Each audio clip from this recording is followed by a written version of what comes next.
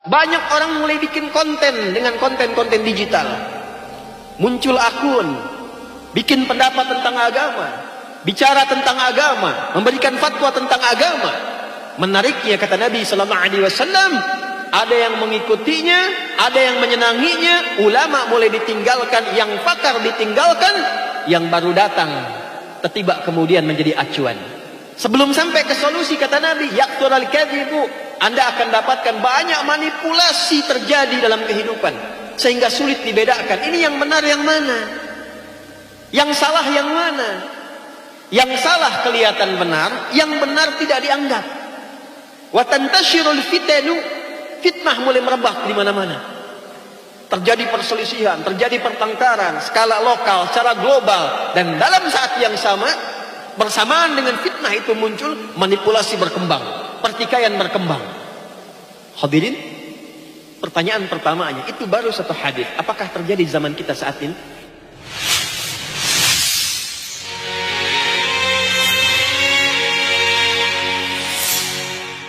Alhamdulillah. Alhamdulillahi Rabbil Alamin.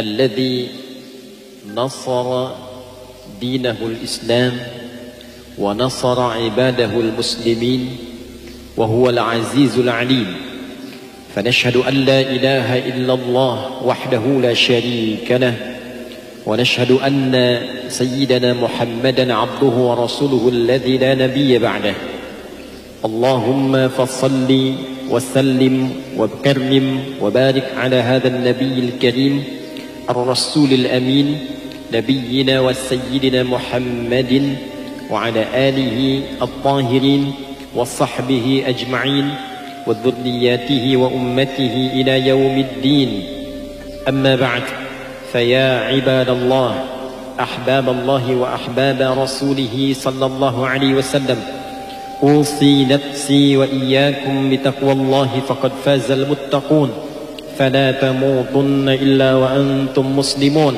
وقال تعالى يا أيها الذين آمنوا اتقوا الله حق تقاته ولا تموتن إلا وأنتم مسلمون. Hadirin jamaah Jumat rahimani wa rahimakumullah. Mengawali khutbah ini, khatib ingin mengingatkan dan mengajak pada diri pribadi dan kita semua tanpa kecuali untuk senantiasa meningkatkan pujian, rasa syukur dan takwa kita kepada Allah Subhanahu wa taala. Dan dengan tiga hal inilah hidup kita akan terjaga. Dengan tiga hal inilah Allah memberikan kenyamanan dalam kehidupan kita, dan dengan tiga inilah kemudian kita dijaga oleh Allah dalam kehidupan dunia, dirawat saat di alam kubur, dan dibahagiakan saat kembali pada Allah Subhanahu wa taala di akhirat kelak. Semoga Jumat ini dijadikan oleh Allah Subhanahu wa taala sebagai Jumat yang melahirkan keberkahan, dan dengan keberkahan itulah kita menjalani sisa kehidupan kita sampai kembali dalam keadaan husnul khatimah insyaallah. Hadirin, saat turunnya pembuka surah Al-Qamar, iqtarabatis sa'atu wansyaqqal qamar, telah semakin mendekat waktu kiamat itu dan bulan telah terbelah. Pembuka ayat ini memberikan sebuah tanda dan kesan bahwa diutusnya Nabi Muhammad sallallahu alaihi wasallam sebagai seorang rasul dan nabi terakhir bukan hanya menetapkan sebagai nabi terakhir, rasul terakhir, tapi juga memberikan petunjuk kepada kita bahwa beliau adalah rasul yang akan memandu kehidupan sampai zaman berakhir.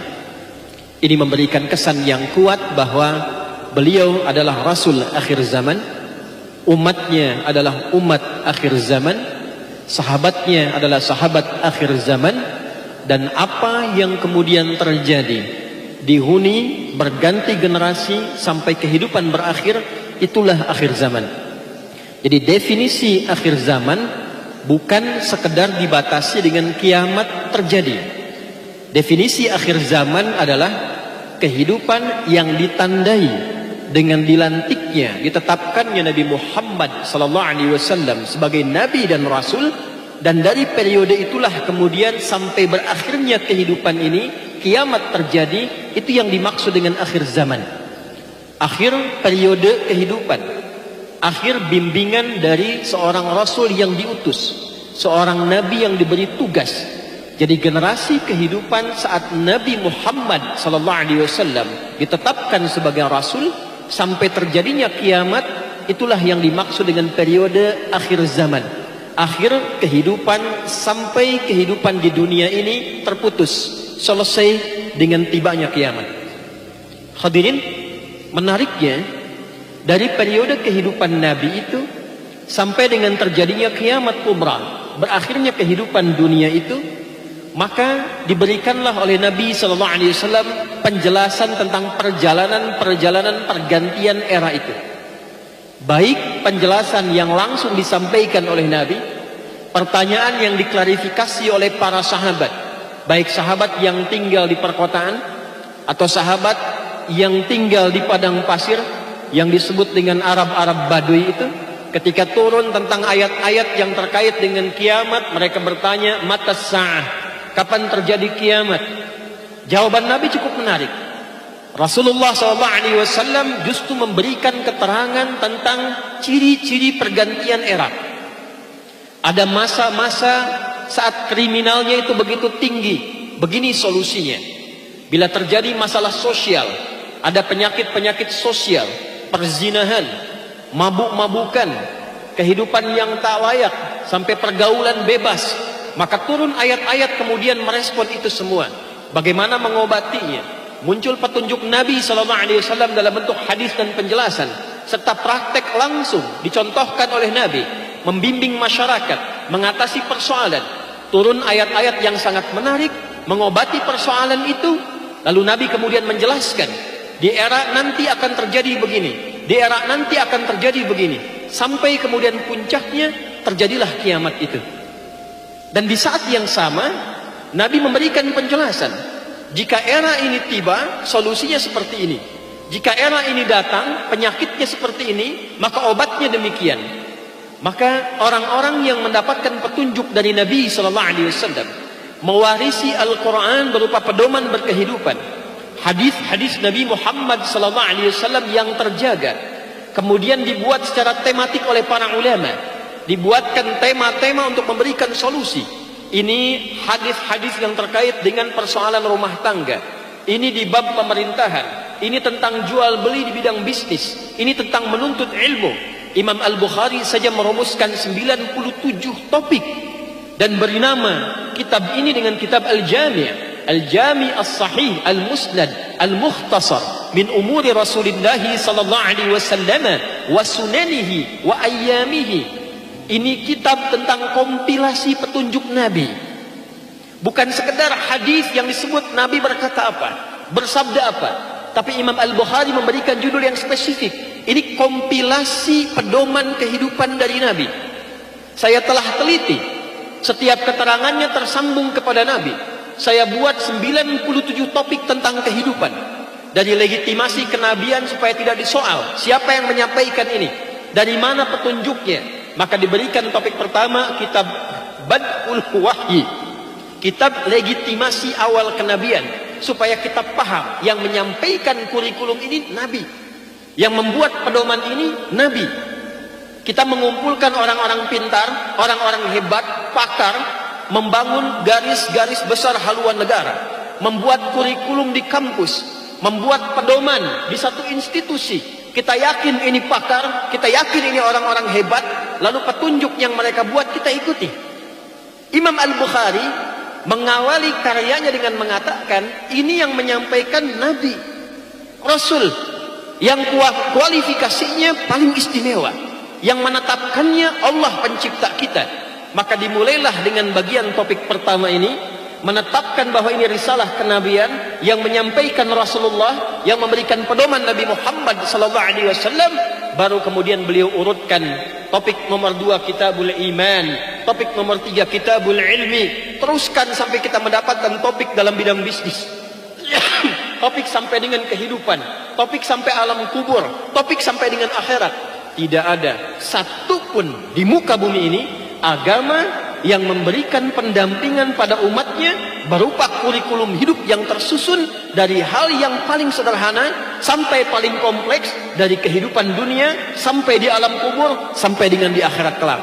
Silahkan cari satupun agama yang memberikan petunjuk yang referensinya tersambung sampai dengan nabinya, mengakar kepada Tuhannya, yang memberikan pedoman kepada kita, pedoman yang paling sederhana, dari mulai berpakaian, caranya bangun tidur, caranya makan, caranya masuk toilet, kaki yang mana yang masuk duluan, ketika keluar kaki yang mana yang dilangkahkan, cara kita berinteraksi sosial, kalau menjadi suami seperti apa, menjadi istri bagaimana, menjadi ayah bagaimana, menjadi ibu seperti apa kewajiban haknya anak, apa kewajiban dan haknya seorang anak, bagaimana bergaul dengan tetangga, bagaimana saat bekerja, bagaimana menyusun ekonomi yang baik, bagaimana sholat dalam keadaan sedang ada situasi militer, bagaimana sujudnya, bagaimana rukunya, bagaimana memandikan orang meninggal, bagaimana mengafani orang meninggal, bagaimana menyolatkan orang meninggal, sampai memasukkan ke alam kubur, itu masih diberikan petunjuk.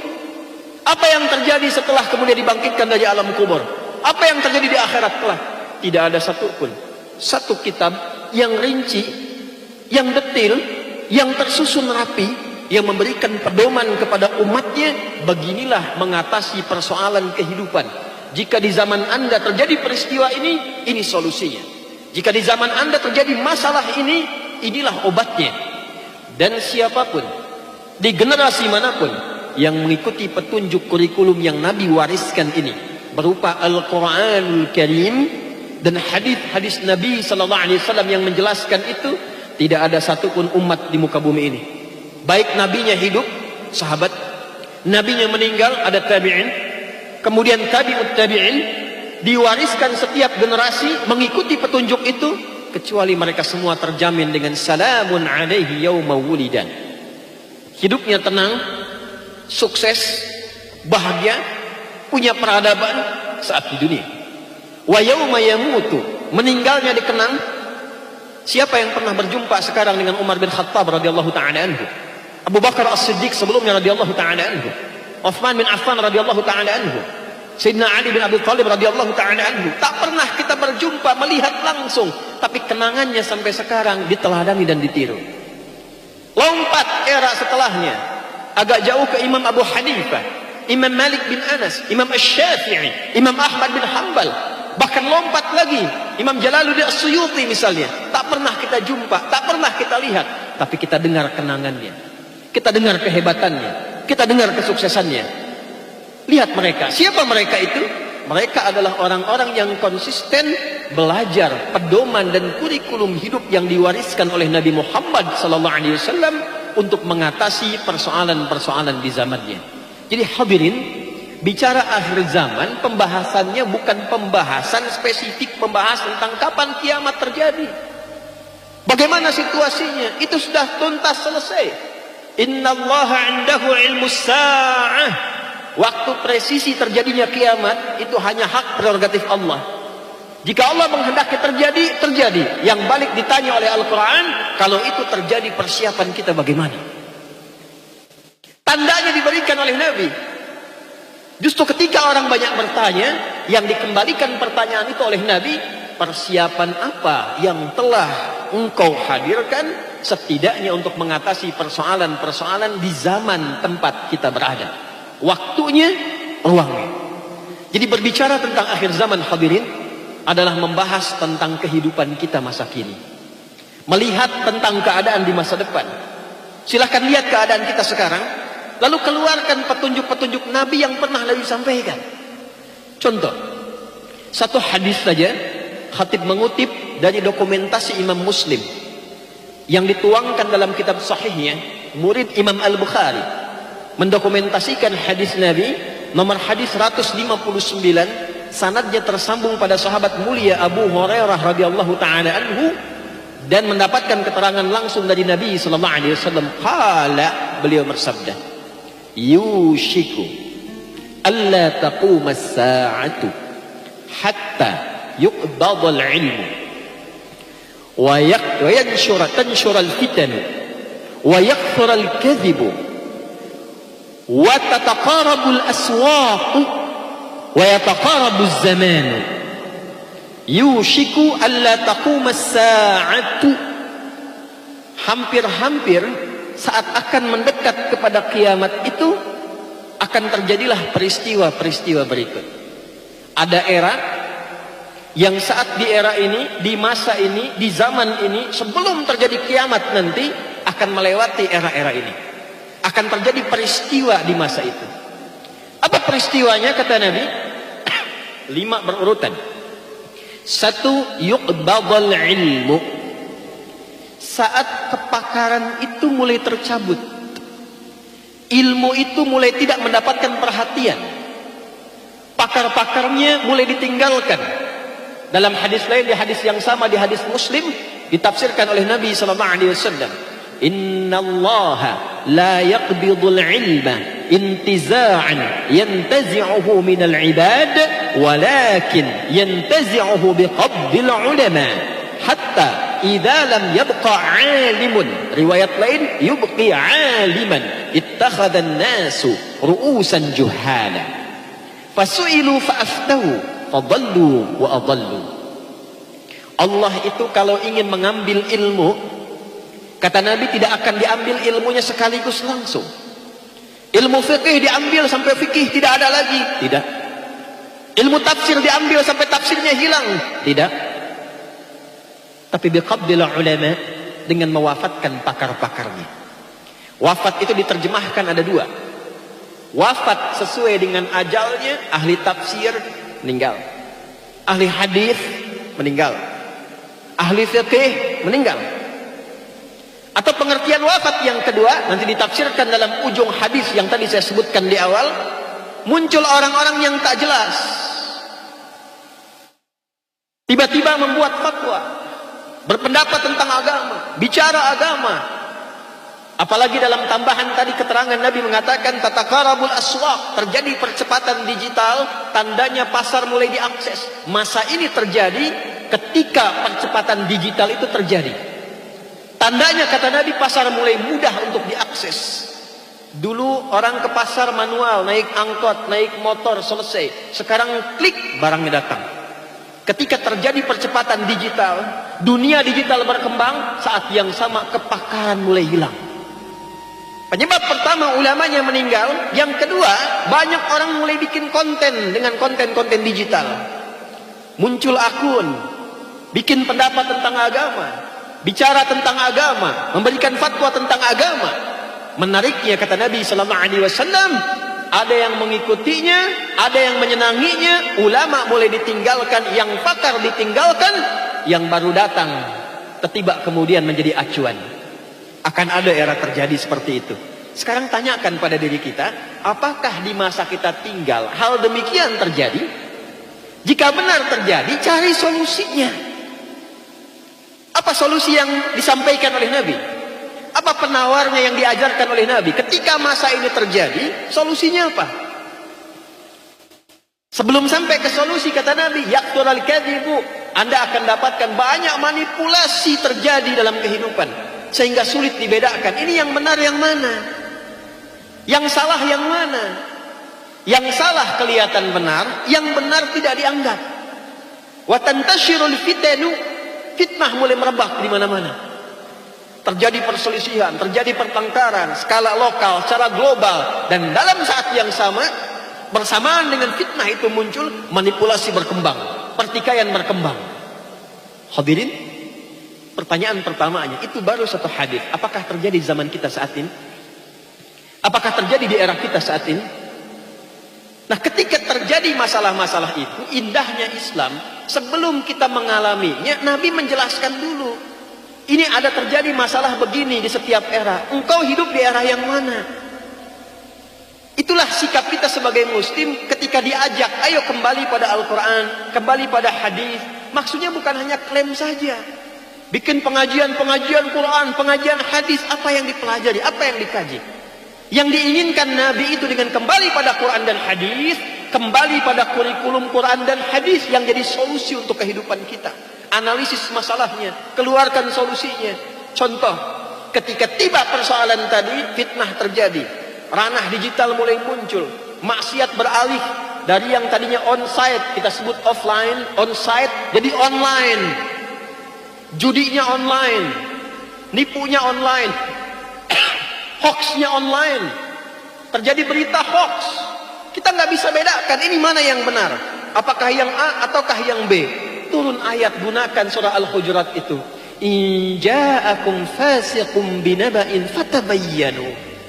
Hei orang-orang beriman, buktikan engkau beriman, pakai imanmu dalam menganalisis informasi, kata Allah. Jadi orang beriman itu dengan yang belum beriman, menerima informasi itu karakternya beda. Tidak asal ambil, ada status komen, ada ajakan ikut. Ayatnya jelas, in ja'akum fasiqum binaba'in. Jika ada kontainer pembuat konten nyampaikan kepada kita berita, kita belum yakin, ada masalah, teliti dulu, cek dulu, benar nggak beritanya, dari mana sumbernya, seperti apa realitanya. Pertanyaannya, ketika iman kita disoal dalam konteks menyikapi persoalan sosial, bagaimanakah kita membuktikan keberimanan kita yang kita miliki itu? Dalam pengertian terbalik, artinya orang-orang yang cepat menangkap sesuatu di era percepatan digital itu terjebak dalam hoax, bukan hanya menunjukkan etikanya bermasalah, tapi imannya pun sedang dalam keadaan yang lemah. Wala taqfu ma laysa laka bihi ilm. Innas sam'a wal basara wal fuada kullu ulaika kana anhu mas'ula. Kata Allah, jangan mudah mengikuti tren, mengikuti ajakan sampai engkau mendapatkan kejelasan latar belakangnya. Engkau kan orang yang diberikan instrumen pengetahuan, punya pendengaran, punya penglihatan, punya pikiran. Kata Allah, gunakan instrumen pengetahuan itu untuk melacak berbagai sumber yang menjadikan engkau mengambil keputusan, karena satu saat itu akan dipertanyakan di hadapan Allah Subhanahu wa taala. Hadirin, itu baru satu hadis. Ada hadis tentang pergaulan bebas. Ada hadis tentang perzinaan dengan segala turunannya, perselingkuhan, pergaulan bebas. Sekarang orang mudah membuat konten menampilkan pornografi, aksi-aksi verbal dengan kata-kata yang sensual. Tidak malu lagi mengeluarkan kata-kata yang kotor, yang jorok. Keluarkan ayat Qur'annya, keluarkan hadisnya. Saat ada persoalan menjadi penyakit sosial di masa kita seperti itu, apa ayat yang relevan untuk mengobatinya? Apa hadis-hadis yang sesuai untuk membina keluarga kita menjadi keluarga yang baik, tidak larut dalam kejadian-kejadian masyarakat sosial itu? Hadirin, ini yang kita butuhkan hari ini. Jadi mengatasi fitnah akhir zaman bukan hanya membuat kajian-kajian, konten-konten, lalu mengingatkan masyarakat tentang begini terjadinya kiamat, begini terjadinya tanda-tandanya. Tanda pertama sudah datang, tanda kedua sudah datang. Hadirin, jangankan sekarang, 15 abad yang lalu informasi itu sudah disampaikan Nabi. Yang kita butuhkan sekarang, ketika tandanya itu tiba di hadapan kita, apa solusi yang bisa kita dapatkan untuk mengatasi itu? Sehingga ketika terjadi pornografi, porno aksi, masuk ke handphone Anda, ke iPad Anda, ke perangkat-perangkat digital Anda, kita bisa membebaskan diri dari program-program demikian. Ketika terjadi masalah sosial, judinya masuk ke online, dari mulai pinjaman-pinjaman online, masuk tanpa syarat, cuma nyerahkan keterangan KTP langsung dapat pinjaman. Di saat yang sama ribanya muncul. Di saat yang sama tantangan masa depan jadi penyakit muncul. Bisa ada teror, bisa ada fitnah. Dan pelajari penyakit seperti itu tidak akan menjadi resiko pribadi, pasti keluarganya terkena. Ada penyakit-penyakit di kehidupan masyarakat yang kalau dikerjakan, jangankan pelaku utamanya, keluarga yang terkait akan terkena bagiannya. Contoh kasus pencurian, semakin besar kasusnya, seperti korupsi disebutkan sekarang, bapaknya korupsi, jangan dikira bapaknya saja yang kena, istrinya akan kena, ibunya akan kena, anaknya yang tidak punya dosa di sekolah dibully oleh temannya, kehilangan kesempatan pendidikannya. Jadi keluarkan ayatnya, keluarkan hadisnya. Kalau satu saat Anda bekerja di kantor dengan posisi pimpinan, ada orang menyogok, Anda tahu resikonya. Anda paham apa yang akan terjadi. Bukan hanya Anda yang akan disoal, anak-anak Anda yang tanpa dosa akan kehilangan masa depannya. Keluarga Anda kehilangan kehormatannya. Kalau kita memahami pedoman itu, Mengenal caranya, setelah itu belajar tentang kitabur rizqi. Bab tentang pencarian rizki. Kenali apa itu rizki, bagaimana mencarinya, kenal Allah pemiliknya. Ini kadang agak aneh. Kita yakin Allah yang punya rizki. Kita punya Tuhan maha kaya. Kita sangat yakin Allah itu maha kaya. Kok ada orang merasa Tuhannya maha kaya, tapi merasa miskin? Mustahil kita punya Tuhan yang maha kaya, hambanya miskin, itu mustahil. Hambanya fakir, itu mustahil. Kecuali hamba yang tidak kenal Tuhannya, kecuali hamba yang tidak pernah merasakan cukup dalam kehidupannya. Oleh karena itu hadirin, sebagai penutup khutbah ini, khatib dengan semangat yang tinggi mengajak pada kita semua, mari kita kembali kepada Al-Quran dan hadis dengan seutuhnya. Dalam pengertian, belajar lagi Al-Quran sebagai kurikulum kehidupan. Kembali pada Quran dan hadis itu bukan slogan pengajian A, bukan slogan pengajian B. Hijrah yang sesungguhnya bukan masuk pada kelompok pengajian A, kelompok pengajian B. Bukan. Hijrah itu kembali menata diri kita lebih baik dalam pandangan Allah dan Rasulnya. Lewat jalur-jalur yang secara bersanad terjaga oleh para ulama, sehingga kenal Allah, kenal Rasul dengan cara yang benar. Mari kita lihat diri kita, profesi apa yang sedang kita kerjakan dalam kehidupan di dunia ini. Anda yang sedang bergelut di dunia perdagangan bisnis, belajar ayat-ayat bisnis dalam Al-Quran, hadis-hadis tentang bisnis. Keluarkan ayatnya, keluarkan hadisnya, tekuni pelajaran itu, bikin kajian khusus di bidangnya. Anda yang di bidang keamanan, di militer, di kepolisian, keluarkan ayat-ayatnya, keluarkan hadisnya, tekuni itu. Lihat dan praktekkan bagaimana orang dulu pernah mempraktekkan itu dan berhasil dalam kehidupannya. Demikian yang di bidang kesehatan, ada dokter, ada perawat, dan lain sebagainya.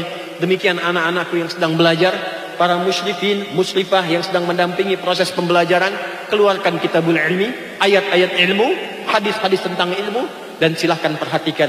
Setelah kita pelajari pedomannya, kita praktekkan kehidupannya, dan analisis masalah-masalah apa yang ada dalam kehidupan kita, keluarkan ayat dan hadis sebagai pedoman kehidupan kita untuk mengatasi persoalan kehidupan saat ini yang tengah kita hadapi. Minimal kita menjaga diri sampai ajal kita tiba dan wafat dalam keadaan yang baik menurut Allah, yang disebut dengan husnul khatimah. Semoga Allah mengantarkan kita pada kebaikan, mengisi hari-hari kita dengan kemuliaan, dan mewafatkan keadaan kita dalam keadaan terbaik menurut Allah Subhanahu wa ta'ala. Barakallahu li wa lakum fil Qur'anil azim, wa nafa'ani wa iyyakum lima fihi minal ayati wa dzikril hakim, wa taqabbala minni wa minkum tilawatahu innahu huwas sami'ul alim. Ud'ullaha yastajib lana wa lakum jami'an.